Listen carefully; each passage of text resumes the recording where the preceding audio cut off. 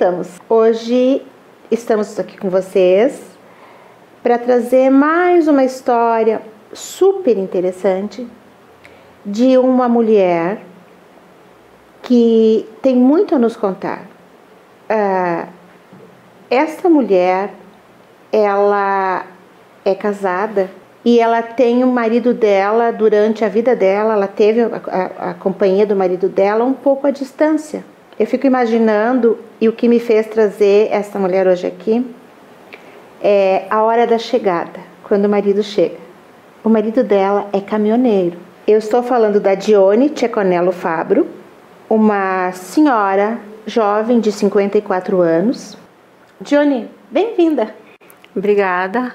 Como é que eu vou começar essa história? Tu conheceu o Jorge, caminhoneiro já? Sim, até logo que eu conheci ele, ele já estava começando a querer deixar de viajar com caminhão. E fui eu que incentivei ele a voltar. A continuar. A continuar, porque eu achei interessante.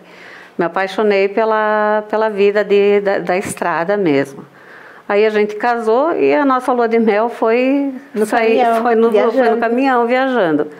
Na tua família tinha alguém caminhoneiro? Não. Não, tu não conhecia essa vida? Não conhecia, me passava assim bem despercebida, mas o Jorge sempre foi um rapaz que me atraía bastante e quando eu consegui conhecer ele direitinho, eu me envolvi com esse mundo, né? E aí a gente resolveu casar e viajar, e a minha intenção era de casar e passar o resto da minha vida viajando com ele. Quantos anos vocês são casados?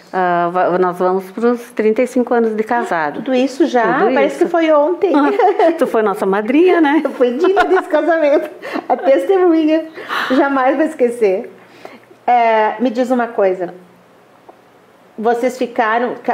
Casou, foi lua de mel e a tua intenção era viajar só com... Sim. Antes disso, tu já chegou a conhecer a vida que ele tinha, tu já viajava com ele antes do casamento? Não, antes do casamento não, mas a vida deles, na família, toda a família dele era envolvida com isso, né? Eram todos caminhoneiros? Todos eles eram caminhoneiros. Os cunhados? Eu que cheguei assim, eu não entendia nada e aí fui me envolvendo. Eu gostava quando ele saía de viagem, ele voltava, né? Era bom, era gostoso. Essa sensação não tem, né? Não tem. As saudades, quando tá para chegar, ou quando caía uma barreira na estrada que ele não conseguia chegar em casa, então aquela ansiedade, aquele amor, as saudades, tudo, era tudo muito gostoso. E a gente continuou levando isso depois, né? Durante o casamento. Daí a gente casou, eu engravidei, eu tive que parar de viajar. Mas quando meus filhos tiveram idade para viajar, eu comecei a viajar de novo com eles, né? Aí eles tinham as férias de escola, a gente saía, ficava às vezes 3 meses fora e nós amávamos fazer isso. Era ótimo, ainda hoje eles lembram com saudades desse tempo, né? E o Jorge, uma coisa que ele tem assim que agrada muito, não só a mim, todas as pessoas que conhecem ele, é a simpatia, o bom humor dele. Então sempre foi uma coisa gostosa de viver junto com ele nesses momentos. E quando ele chegava em casa também, era uma pessoa sempre de bom humor.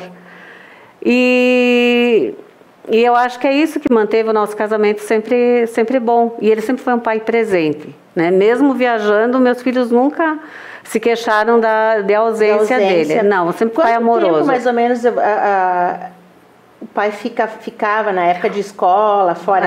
A média era 45 dias. É bastante, né? De 30 a 45 dias. Uma vez ele chegou a ficar 72 dias fora, não ia conseguir voltar para casa, e aí ele comprou umas passagens de avião e a gente foi para Recife para encontrar ele. Aí a gente ficou viajando mais 3 meses junto com ele. E ele, no total, ele ficou 6 meses sem vir para casa.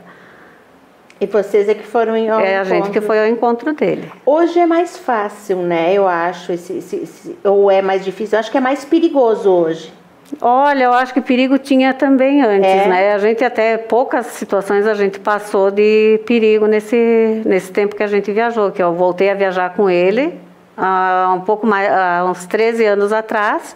Fiquei viajando com ele, dirigindo junto com ele, eu tenho carteira também, né, habilitação. Sim, tu além de ser, tu também é caminhoneira. Sim, também sou, né? E fiquei viajando 10 anos com ele, aí parei, né, que nesse período eu fiz a minha faculdade à distância, né, e fiz um concurso da prefeitura, passei e aí tive que parar de viajar. Agora tu é professora. Agora eu sou professora, mas é uma vida que eu amo, né, de caminhoneiro. Mas ela é perigosa, tanto no passado como hoje. Mas eu acredito que hoje aumentou, sim. Eu acho que agora... Acidentes eu acho que sempre foi, né? Sim, sim. Agora, eu penso, Johnny, assalto, falam tanto. Olha, o Jorge foi assaltado uma vez, assim, 1 ou 2 vezes, mas enquanto eu estive viajando com ele, nenhuma. Não chegamos a ser assaltados. E uma coisa que sempre me deu curiosidade...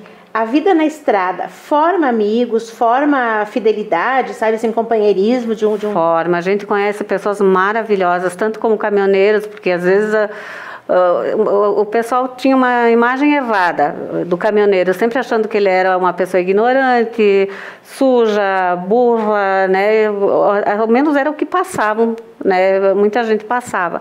Só que tu conhece pessoas com faculdade em cima de caminhão, pessoas com cultura, pessoas extremamente maravilhosas de se conversar, de conviver, e a gente fez muitas amizades boas, em vários lugares do Brasil inteiro, né? A gente tem amigos por todo lugar, e amigos mesmos. Fiéis, sim. Chamou, estão presentes. Sim. Tu sabe que assim, ó,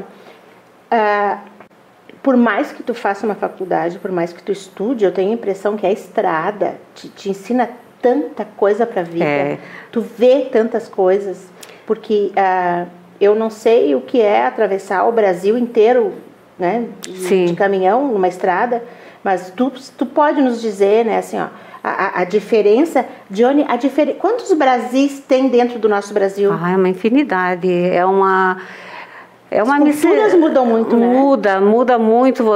Até eu estava comentando com o rapaz aqui do estúdio, sobre a diferença do povo em lugares que tu chega, né? A cultura mesmo muito diferente.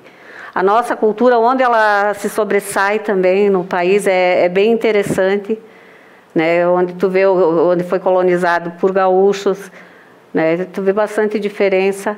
Lá para cima tem muito lugar, né? Tem em todo o Nordeste, tem no Acre, tem por tudo, em todo o Brasil. E a tua família, mãe, não se assustaram, assim, como é que eu vou te dizer? Te apoiaram no começo? Não, quando eu comecei a namorar o Jorge, todo mundo tinha receio, porque imagine caminhoneiro, né? Tu vai casar com um caminhoneiro, tu sabe que eles estão sempre na estrada, não só o perigo, um monte de outras coisas que a gente sabe que é dito. Mas eu sempre tive uma personalidade mais forte, eu nunca fui atrás muito do que o pessoal falava, né? E não me arrependi da escolha que eu fiz também. Não vi dessa maneira, mas não tive muito apoio, não. Em compensação, agora, se tirarem o Jorge da vida deles... Não tem como. Não, além de tudo, ele é uma pessoa agradável, mas não foi uma má escolha, não. Ele sempre foi, né? Sempre foi caminhoneiro, sempre. E sempre foi brincalhão, sempre bom humor. Sim. Me diz uma coisa que eu sempre tive curiosidade. Tu tem um casal de filhos, o Jorge viajando, às vezes ficava 40 dias sem o pai. Como é que é tomar decisões sozinhas, sabe? Sem o pai, aquele pulso firme que às vezes um homem não acho que um homem seja necessário, sabe? Para a mulher criar um filho. Nem a mulher é necessária para um homem criar um filho. Mas se for o casal, melhor, né? Se forem 2 pessoas pensando junto. Mas olha, para mim, Suzy, eu vou te falar a verdade, que quando o Jorge chegava, ele me atrapalhava. Sim, porque quando eu tinha que disciplinar os filhos, ele não deixava. Às vezes eu corria atrás deles para pegar eles, e ele se botava na frente e dizia, não, Joe, espera, vamos conversar. E os 2 se escondiam atrás dele. E aí eles ficavam mais terríveis, né? Então, quando o Jorge chegava, às vezes eu tinha que deixar as crianças incomodar um monte para poder eu tomar alguma atitude mais forte com as crianças para disciplinar eles. Porque o Jorge, ele era mais amoroso. É assim, né? Chega 40 dias fora, para depois chegar e botar limite... Ah, mas é que precisa, né? Aí não, chegava num ponto que quando eu largava, eu dizia, bom, enquanto tu não parar de me atrapalhar, eu não vou disciplinar. Aí ele começava a me pedir ajuda. Então em muitas coisas era melhor ele longe para não me atrapalhar. Então quando o Jorge estava em casa, tu tinha 3 crianças para cuidar? Sim, as 3. Ele me dava mais trabalho. Mas a vida na estrada, nós vamos falar um pouquinho mais dessas dificuldades na estrada, já que tu viajou um monte com o Jorge, daqui uns minutos, logo após um espaço que a gente vai dar para os nossos apoiadores culturais, e já voltamos com a Dione.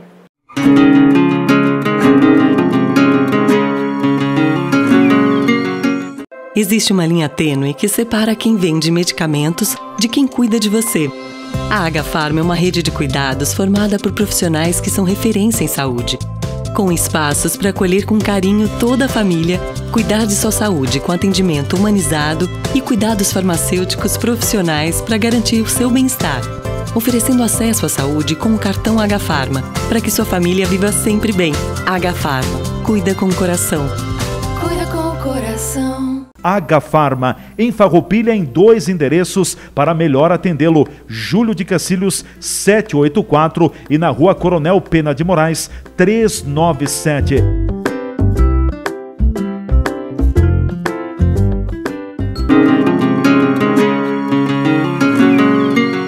Voltamos e a Dione está ainda aqui. Não foi para a estrada, segurei ela aqui. Dione, quando eu era pequena, tu também, tinha aquele programa, como é que é? Carga pesada. Sim.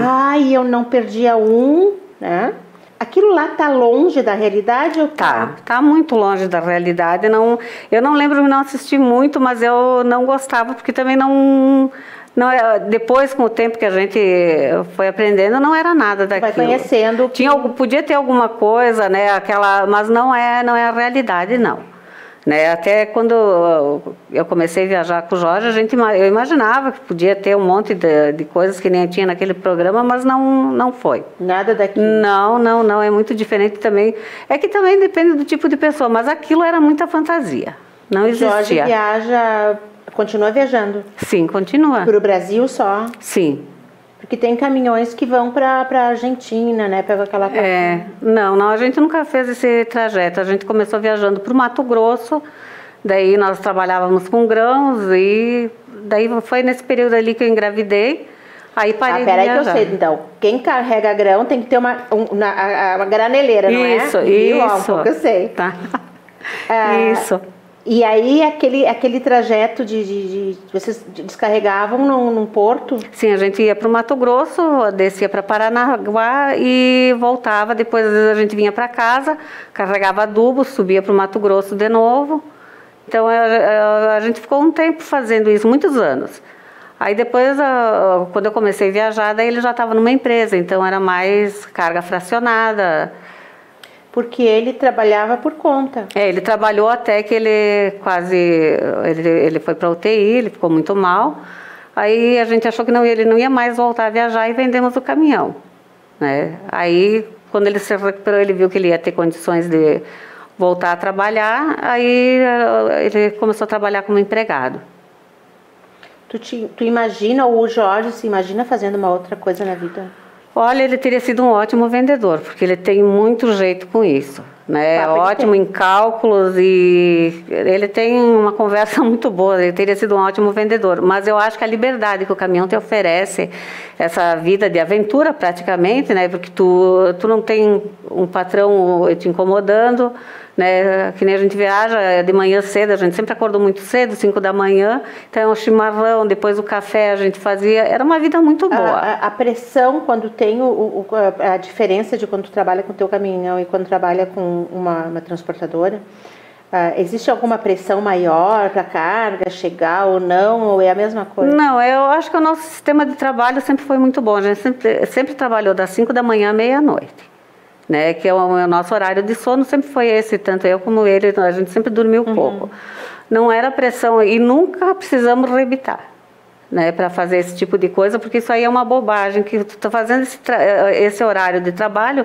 Olha, uma vez só a gente teve que fazer, como é que a gente diz, virar à noite, que a gente saiu de Recife, nós tínhamos que chegar em Fortaleza no outro dia. Então, eu dirigi até uma certa hora e ele outra. É que em dois sempre é diferente, mas assim, né? foi a única vez que a gente tocou direto, porque as outras vezes nunca houve necessidade, a gente nunca atrasou carga, sempre entregamos no prazo. Então, a questão do rebite é uma coisa que é desculpa, também, né? que o pessoal usa, mas é uma desculpa para poder usar. Para poder usar. Assim como qualquer outra profissão. Qualquer outra profissão. Conheço médicos que usam para poder fazer plantão. Então é uma questão de cada pessoa, mas assim, a pressão nunca teve. Assim, as dívidas se impressionavam, né? Quando a gente tinha o caminhão da gente, então tinha que dar um jeito. Caro, né? Porque assim, um mês ele te dava bem e os outros 2 ele tirava o dobro daquilo que ele te deu, né? Quando a gente tinha um caminhão próprio. E o faturamento mudou muito, né? Que o lucro ficou mais para a parte das empresas hoje. Então o caminhoneiro sobra muito pouco para ele. Né? Então, a dificuldade, a pressão são as dívidas que fazem. Porque se a viagem for tudo bem, ótimo. Se quebrar alguma coisa, já... Sim, tudo é muito caro num caminhão. Mas assim, olha, ele como empregado, a gente tá contente também. Né? Era bom ter o nosso caminhão, mas esse patrão que ele tem, o caminhão também com que ele está viajando, eles não tem nem o que reclamar. Acho que a gente tem fases da vida que a gente vive na hora certa, né? Quando dava para enfrentar, hoje tu tem que... Tu tem que te adaptar com a nova realidade, né? Quem tem empresa, eles têm um lucro. Agora, hoje está muito difícil para o caminhoneiro autônomo se manter. Está muito difícil, porque tá todo o frete, toda a carga, todo o lucro está na mão da empresa. Então... Eu devia ter trazido o Jorge aqui para falar com nós. Porque ela está dando uma aula para nós do que é a estrada. Não, foram 10 anos agora, os últimos que eu viajei. E a diferença, Johnny, agora que tu parou, assim, o que tu mais sente falta? Além do Jorge, é claro, né? Não, eu acho que é a liberdade, essa coisa de estar na estrada todo dia. Horário, né? É aquela coisa de... Não, eu gosto de cumprir horário, isso não me atrapalha nada. Mas assim, de estar livre, de estar olhando para fora. Né? O vento, né? Um dia tu está num lugar, outro dia tu está no outro... Né, revendo os amigos, encontrando... Conta alguma curiosidade, assim, uma coisa que tu nunca esqueceu que aconteceu na estrada. Não era uma coisa de rotina, sabe? Conta pra nós. Eu tô pensando... Tu diz assim, de acidente ou de um susto, alguma coisa? Pessoas estranhas que tu tenha encontrado. O que falam que me impressiona muito, eu não sei se é uma lenda ou não, Johnny... Porque eu nunca andei assim, né? De altas viagens de caminhão. Existe no Nordeste crianças sendo vendidas na estrada? Quando eu comecei a viajar, eu vi. E foi isso me chocou muito, porque até foi assim, o Jorge tinha uma prima que morava em Recife, e quando a gente saía para viajar, a gente ficava lá. E a gente um dia foi para o Porto, né? Tinha um Banrisul lá em Recife e a gente foi para lá. E quando a gente chegou para estacionar o carro, tinha 2 menininhas, né, de bolsa no braço e de batom. E aí a prima do Jorge disse assim, tia Di, essas meninas aí é para quando chegam os marinheiros, né? E era uma menina, eu acho que uma tinha 13 e uma tinha uns 5 anos, muito pequenas. 5 anos? E naquilo tinha aportado um navio de chineses, e desceu até 2 chineses horríveis, né? Uma coisa que me chocou pela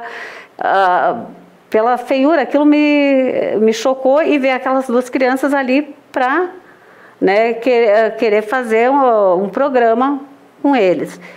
E eu fiquei armada que eu queria ir lá, não deixar defender e não me deixaram.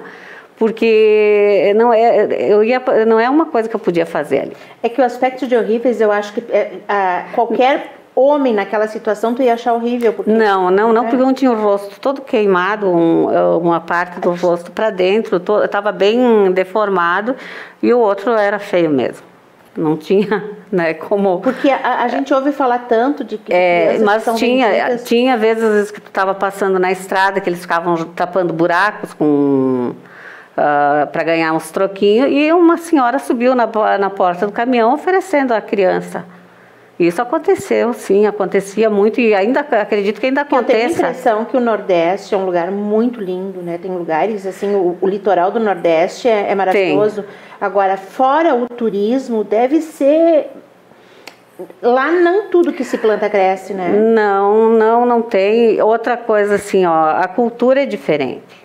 A cultura é muito diferente, porque, assim, a parte sexual... As pessoas lá são mais livres, têm mais liberdade. Não é que nem aqui, nós somos pessoas mais reservadas nesse sentido. Né? E lá já é uma coisa natural, a sexualidade. Não estou dizendo que é certo, que é errado, mas é diferente, é diferente. Mas essa questão de crianças eu vi, sim.